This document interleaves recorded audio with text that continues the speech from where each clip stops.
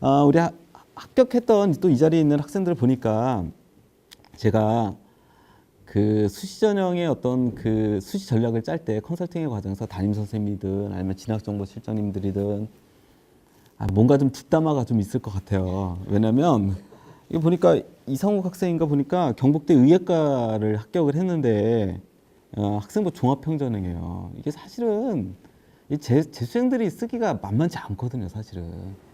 저는 그렇게 담임 선생님이랑 마찰은 없었고 작년에 하도 피를 많이 봐가지고 그래서 그냥 담임 선생님이 쓰라고 말씀하신 대로 전 썼거든요.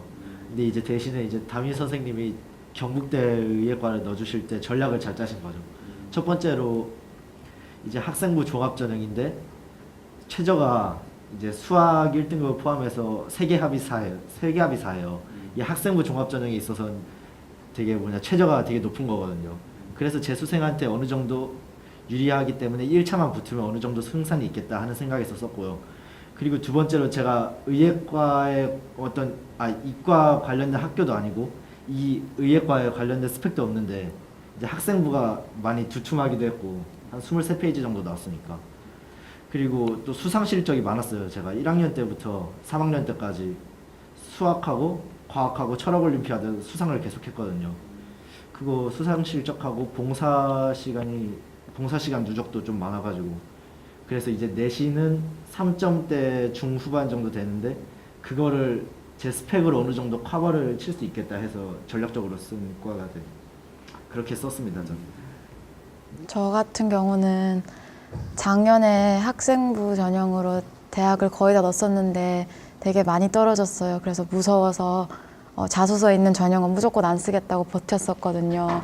그래서 논술 성적이 그 정도로 안 나왔는데도 불구하고 논술로 쓰겠다고 막 고집 피웠었는데 결국 마지막에 선생님의 합의 본 게 이게 고대 융합인재 전형이었거든요. 그래서 정말 다행이죠, 이건 써서.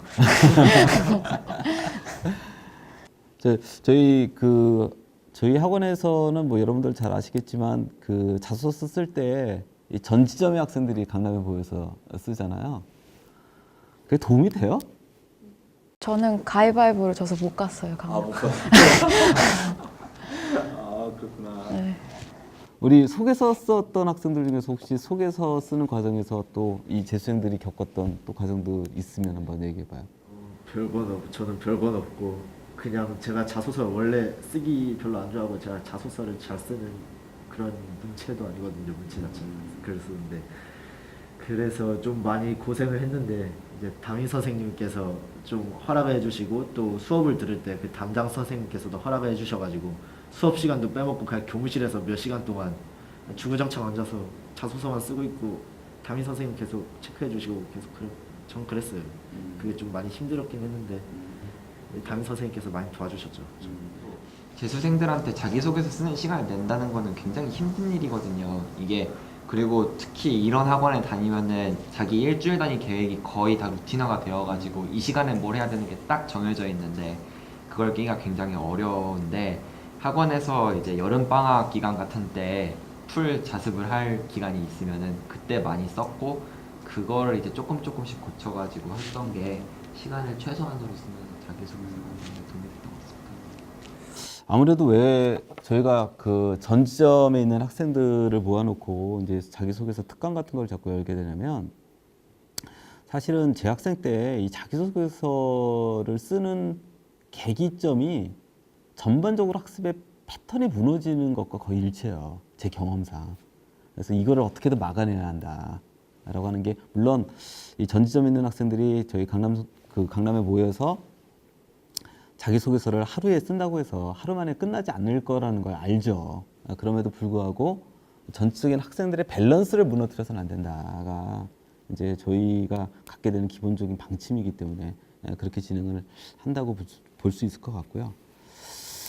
그래요. 뭐 학생들 이야기 듣다 보니까 수시선고는 역시 뭐 그런 것 같아요. 자신에 대한 어떤 믿음, 또 이를 지켜봐 주시는 선생님들에 대한 신뢰감, 뭐 그 다음에 자기가 이거를 어떻게든 올해는 극복하겠다는 의지, 그 다음에 자신이 전년도에 실패했던 원인들에 대한 정확한 분석, 뭐 이런 것들이 확실하게 여러분들을 수시 합격으로 이끌어 나갔던 원동력이지 않나라는 생각이 듭니다. 각자 뭐 재수생에게 수시란 뭐 이렇게 한번 키워드를 던져보고 혹은 뭐 나의 인생에서 수시란 뭐 이것도 좋아요. 아니면 재수생에게 있어서 수시란. 제가 생각하기에 수시란 조커인 것 같습니다. 정말 자기 수능 성적만 가지고 가기 힘든 대학을 수시를 통해 가는 경우가 굉장히 많이 있고요. 사실 저도 올해 수능을 썩 잘 본 편은 아닌데 수시를 참 전략적으로 성공을 해서 원하는 학교에 진학할 수 있었던 것 같습니다. 그런 의미에서 수시는 조커라고 생각합니다.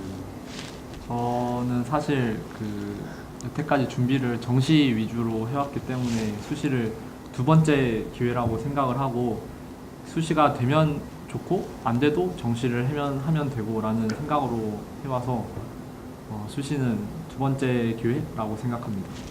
수시는 약간의 총알 비슷한 거라고 생각합니다.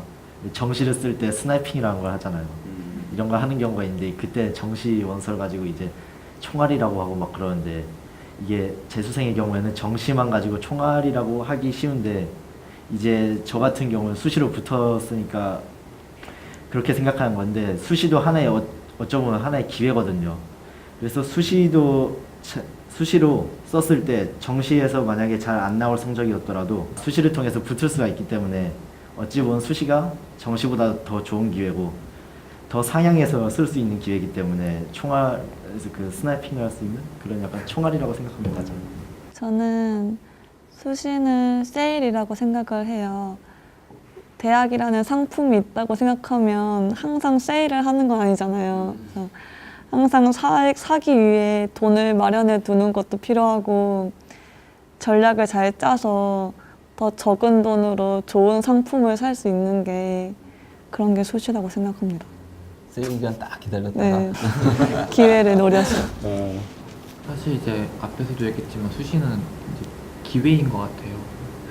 제 수능 성적에 비해서 정시로 갔을 때보다 정시로 가지 못하는 대학교들이 이제 수시를 통해서 합격할 수 있으니까 저한테 이제 수시는 기회인 것 같습니다. 제가 생각하는 수시는 지름길이라 생각해요. 우선 상대적으로 특정 좀 더 높은 대학에 미리미리 좀 더 한 발짝씩 빨리 다가갈 수 있는 것도 있고 정시보다 빨리 끝나잖아요. 그래서 지름길이라 생각해요. 자, 우리 이번에 그 하이퍼에서 최근 몇 년간 보니까 최고의 수시 결과가 나왔어요, 사실은. 뭐 저는 뭐 여러분들이 어떻게 생각하든 불과 한 5년 전, 한 6년 전만 하더라도 이 재수생들 수시 쓰려고 하면 무슨 재수생이 수시야.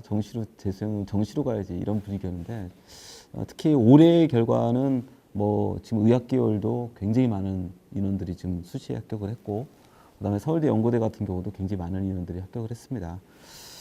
그만큼 재수생들이 역시 수시에 대한 어떤 기본적으로 대하는 태도 또 전략적인 어떤 태도 이런 것들도 굉장히 많은 변화를 겪고 있는 것 같아요. 그래서 아마 오늘 여러분들이 수시 과정에서 겪었던 이런 이야기가 내년도에 또 수시를 준비하는 우리 재수생 후배들에게는 저는 좀 상당한 도움이 되지 않을까라고 생각을 합니다. 또 한편으로는 뭐 하이퍼 학원의 내년도 또 수시 결과가 잠옷 또 기대가 되는 측면들도 있습니다.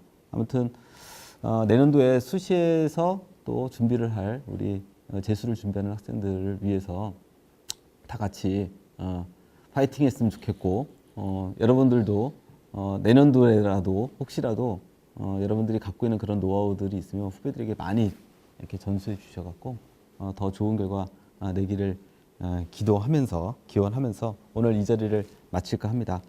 자, 다 같이 2016학년도 수시전형을 준비할 우리 하이퍼 학생들 위해서 파이팅 한번 할까요? 자, 다 같이 하나, 둘, 셋, 파이팅!